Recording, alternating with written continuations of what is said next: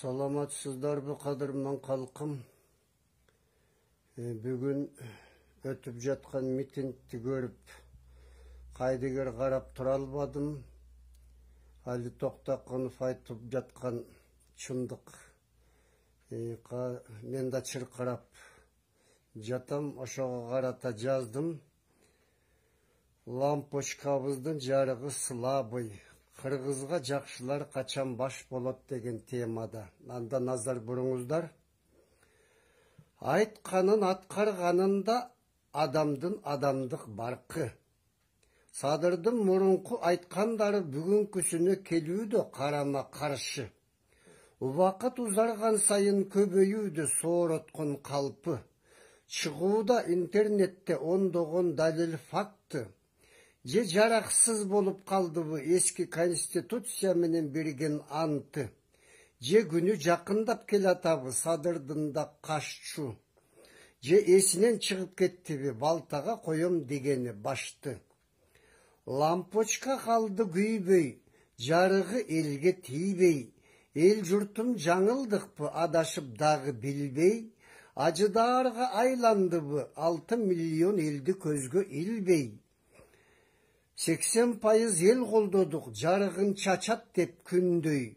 Түңүлө башташтыгы лампочкам дегендер сүйбөй. Эл дагы 6 жыл эзилеби бакубат өмүр сүрбөй. Жарыгын чачпай калды, лампочкам дегендер бүт уялып баспай калды. Садыр тарапташтарына да негизи жакпай калды. Өлбөйүн деп дары уурдагандар түрмөгө батпай калды. Миллиардты уурдагандар акталып эркиндикте түрмөгө жатпай калды. Элдин ишени чүмүттөрү иш жүзүнө ашпай калды. Ишенчээк шордуу элим кимге ишенер айласын таппай калды. Кышты Кудай ураар да күн жылымдап жаз болот. Катынды Кудай ураар да күйөөсүнө тап болот. Ханды Кудай ураар да дөөлөтүнө мас болот. Көзүн жаап май басып карабай калкка кас болот. Тезегин терип жан багып тоюнбай эли ач болот. Анан андай башчыга эл аргандай ат коет. Факты менен көрсөтүп бетинен айткан аз болот.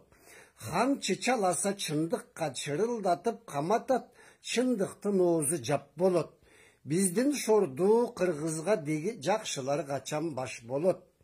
Элим этият болбосок, уурулар өтө куу, митайым сак болот.